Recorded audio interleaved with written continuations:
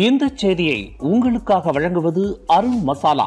1983 ஆண்டிலிருந்து தரத்துடன் தன்மை மாறாத அறுசுவை சமையலுக்கான அருண் மசாலா.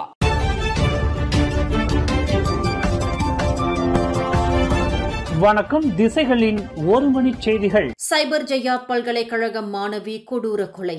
சந்தேக பேர் வழிகளுக்கு எதிராக தேடுதல் வேட்டையை தொடங்கியது போலீஸ். சரவா கூச்சிங்கை சேர்ந்த 20 வயது பல்கலைக்கழக மாணவி ஒருவர் நேற்று காலையில் தனது சைபர் ஜெயாவில் தான் தங்கியிருந்த கொண்டோமினியம் விடுதி அறையில் கொடூரமாக கொலை செய்யப்பட்டு கிடந்தது கண்டுபிடிக்கப்பட்டுள்ளது. இந்த படுபாதகத்தை புரிந்த சந்தேக பேர் வழிகளுக்கு எதிராக போலீசார் தீவிர தேடுதல் வேட்டையை தொடங்கியுள்ளனர். மனிஷா என்று அடையாளம் கூறப்பட்ட அந்த தனியார் பல்கலைக்கழக மாணவி நேற்று காலை 10 மணியளவில் உடலில் காயங்களுடன் அறையில் கிடந்ததைக் கண்டு அவரின் தோழிகளில் ஒருவர் போலீசுக்கு தகவல் கொடுத்துள்ளார். தனியார் பல்கலைக்கழகம் ஒன்றின் பிசியோதெரபி இளங்கலை பட்டப்படிப்பு மாணவியான அவர் பல்கலைக்கழகத்தின் மாணவர் தங்கும் விடுதியான அருகில் உள்ள கொண்டோமினியம் வீட்டில் தன்னுடன் பயிலும் 5 சக மாணவிகளுடன் தங்கியிருந்ததாக கூறப்படுகிறது. அந்த மாணவியுடன் தங்கியிருந்த 5 மாணவிகள் பல்கலைக்கழக விடுமுறையொட்டி கடந்த ஜூன் 21ஆம் தேதி தங்கள் வீடுகளுக்கு திரும்பியுள்ள நிலையில் அந்த மாணவி மட்டும் தேர்வுக்காக படிக்க வேண்டும் என்ற நோக்கில் வீடு திரும்பாமல் தனியொருவராக அந்த விடுதியில் தங்கியிருந்ததாக கூறப்படுகிறது. அந்த மாணவியின் மடிக்கணினி, கிரெடிட் கார்டு உட்பட விலை உயர்ந்த சில பொருட்களை களவாடப்பட்டுள்ளதாக நம்பப்படுகிறது.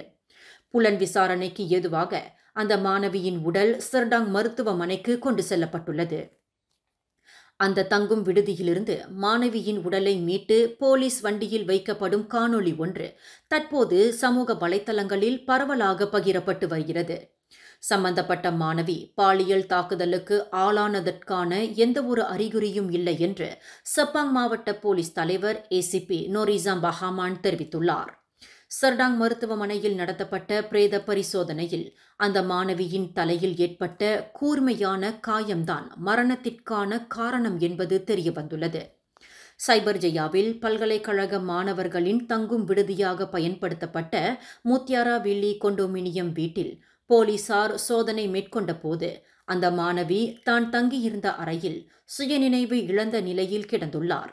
மருத்துவ அதிகாரிகள் சோதனையிட்டதில் அவர் இறந்துவிட்டதாக உறுதி செய்யப்பட்டது என்று ஏசிபி நோரிசாம் பஹாமான் குறிப்பிட்டார். அந்த வீட்டு வளாகத்திற்குள் சந்தேக பேர் வழிகள் அத்துமீறி வலுக்கட்டாயமாக நுழைந்ததற்கான எந்தவொரு அறிகுறியும் இல்லை. அந்த மாணவி பாலியல் வன்கொடுமைக்கு ஆளாகி பின்னர் கொலை செய்யப்பட்டுள்ளார் என்று சமூக வலைத்தளங்களில் பகிரப்பட்டு வரும் செய்தியை ஏசிபி நோரிசாம் வன்மையாக மறுத்தார். மாணவியின் மரணத்தை கொலை என்று வகைப்படுத்தப்பட்டுள்ளதால் குற்றவியல் சட்டம் 302 பிரிவின் கீழ் புலன் விசாரணை தீவிரப்படுத்தப்பட்டுள்ளதாக அவர் மேலும் கூறினார். இக்கொலை தொடர்பில் தகவல் கொண்டுள்ளவர்கள் 012930786 என்ற தொலைபேசி எண்ணில் விசாரணை அதிகாரி ஏசிபி முகமது ஹுஸ்னி ஹுசேனை தொடர்பு கொள்ளலாம் அல்லது அருகில் உள்ள காவல் நிலையத்திற்கு செல்லலாம் என்று அவர் ஆலோசனை கூறினார். அதேவேளையில் இவ்விவகாரத்தில் மக்கள் அமைதி காக்க வேண்டும் என்று வலியுறுத்திய ஏசிபி நோரிசாம் விசாரணைக்கு பாதிப்பை ஏற்படுத்தக்கூடிய உண்மைக்கு புறம்பான தகவல்களை பகிர வேண்டாம் என்று பொதுமக்களுக்கு அறிவுறுத்தினார்.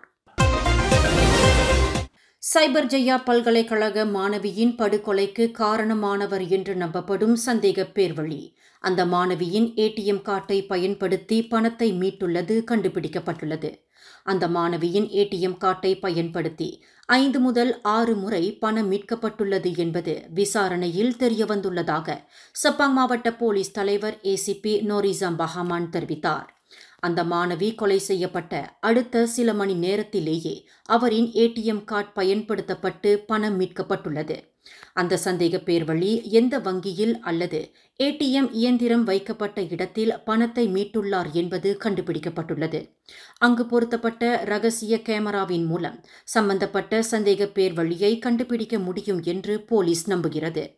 அவரை அடையாளம் காணவும் அவரை தேடவும் போலீசார் முழு வீச்சில் களம் இறங்கியுள்ளதாக ஏசிபி நோரிசாம் குறிப்பிட்டார். லஞ்சம் மற்றும் நம்பிக்கை மோசடி ஆகிய நீதிமன்ற குற்றச்சாட்டுகளில் இருந்து ஷேட் சாடிக் அப்துல் ரஹ்மான் விடுவிக்கப்பட்டுள்ளதால் அவர் மீண்டும் மூடா கட்சிக்கு தலைமையேற்க வேண்டும் என்று அழைப்பு விடுக்கப்பட்டுள்ளது. மூடா கட்சியின் இடைக்கால தலைவராக பொறுப்பு வகித்து வரும் அமீரா ஆயிஷா அப்துல் அசீஸ் கட்சியின் தலைமைத்துவ பதவியை ஷேட் சாடிக்கிற்கு விட்டுக் கொடுத்து தாம் மீண்டும் துணைத் தலைவர் பதவியை ஏற்க தயாராக இருப்பதாக அறிவித்துள்ளார். மூடா கட்சிக்கு ஷேட் சாடிக் மீண்டும் புத்துயிர் அளிக்க முடியும், பழைய வேகத்தில் கட்சியை தலைநிமிர செய்ய முடியும் என்று அவர் நம்பிக்கை தெரிவித்தார். மூவார் எம்பியான ஷேட் சாடிக் மீது ஏற்பட்ட களங்கம் துடைக்கப்பட்டுவிட்டது. எனவே அவர் மீண்டும் மூடா கட்சிக்கு தலைமை ஏற்பதில் இனி எந்த தடையும் இல்லை என்று அமீரா குறிப்பிட்டார். சைபர் ஜெயாவில் பல்கலைக்கழக மாணவி ஒருவர் தாம் தங்கியிருந்த விடுதியில் படுகொலை செய்யப்பட்ட சம்பவத்தை தொடர்ந்து தனியார் உயர்கல்வி கூடங்களின் மாணவர்களின் பாதுகாப்பை உறுதி செய்வதற்கு SOP நடைமுறைகள் மறுமதிப்பீடு செய்யப்பட வேண்டும் என்று முன்னாள் உயர்கல்வி துணை அமைச்சர் சைஃபுடின் அப்துல்லா கேட்டுக்கொண்டார். தனியார் பல்கலைக்கழகத்தை சேர்ந்த 20 வயது மாணவி தலையிலேயே அடித்து கொல்லப்பட்ட கொடூர சம்பவத்திற்கு தனது கண்டனத்தை தெரிவித்துக் கொண்ட சைஃபுடின் அப்துல்லா, தனியார் உயர்கல்வி கூடங்களில் பயிலும் மாணவர்கள் தங்கக்கூடிய விடுதிகளின் பாதுகாப்பை உறுதி செய்ய தற்போது உள்ள அனைத்து SOP நடைமுறைகளும் மறு ஆய்வு செய்யப்பட வேண்டும் என்று வலியுறுத்தினார். இது போன்ற கொடூர சம்பவம் மீண்டும் நிகழாமல் இருப்பதற்கு மாணவர்களின் பாதுகாப்பிற்கு அதீத முக்கியத்துவத்தையும் முன்னுரிமையையும் வழங்கப்பட வேண்டும் என்று வலியுறுத்தினார். உள்நாட்டு வர்த்தகம் மற்றும் வாழ்க்கை செலவின அமைச்சான KPDN-இன் ஸ்லாங்கூர் மாநில கிளை கீதாகம்பூர் பிரச்சார நடவடிக்கையின் வாயிலாக பயணிட்டாளர்களை பாதுகாக்க உறுதி பூண்டுள்ளது. மிக நெருக்கமான சில்லறை விற்பனை மட்டத்திலும் பயணிட்டாளர்களை பாதிக்கக்கூடிய அம்சங்களிலும் தீவிர கவனம் செலுத்துவதற்கு ஏதுவாக தனது அமலாக்க நடவடிக்கைகளை முழுவீச்சில் KPDN விரிவுபடுத்தி வருகிறது. அந்த வகையில் கடந்த ஜூன் 25ஆம் தேதி ஸ்லாங்கூர் மாநில KPDN அமலாக்க அதிகாரிகள் ஷா அலாம், பட்டாலிஞ்சயா, கோம்பாக், காஜாங், செப்பாங், கொலகுபுபாரு மற்றும் கொலஸ்லெங்கூர் உள்ளிட்ட கிராமப்புறங்கள் மற்றும் நகர்ப்புறங்களில் கீதாகம்பூர் சோதனை நடவடிக்கையை மேற்கொண்டது. சுமார் 12 மணி நேரத்தில் 1405 கடைகள் மற்றும் வர்த்தக தலங்களில் அதிரடி சோதனை நடத்தப்பட்டதாக அது ஓர் அறிக்கையில் தெரிவித்தது. மக்களின் அத்தியாவசிய பொருட்களான 1 கிலோ எடை கொண்ட சமையல் பாக்கெட் எண்ணெய், சீனி, முட்டை, டின்னில் அடைக்கப்பட்ட உணவுப் பொருட்கள் முதலியவை விலை உயர்த்தப்பட்டுள்ளனவா, அப்பொருட்கள் பதுக்கப்படுகின்றனவா என்பதை கண்டறியும் நோக்கில் இந்த சோதனை மேற்கொள்ளப்பட்டதாக அது குறிப்பிட்டுள்ளது. சைக்கிளை கவனக்குறைவாக செலுத்தி மோட்டார் சைக்கிளோட்டி ஒருவருக்கு மரணம் விளைவித்த குற்றத்திற்காக நபர் ஒருவருக்கு செரம்பான் மேஜிஸ்ட்ரேட் நீதிமன்றம் இன்று 1 மாத சிறை தண்டனை விதித்தது. 56 வயது செல்வ நட்சத்திரம் என்ற அந்த நபர் தனக்கு எதிரான குற்றச்சாட்டை ஒப்புக்கொண்டதை தொடர்ந்து மேஜிஸ்ட்ரேட் நூருல் அஸ்வின் முகமது தால்ஹா இத்தண்டனையை விதித்தார்.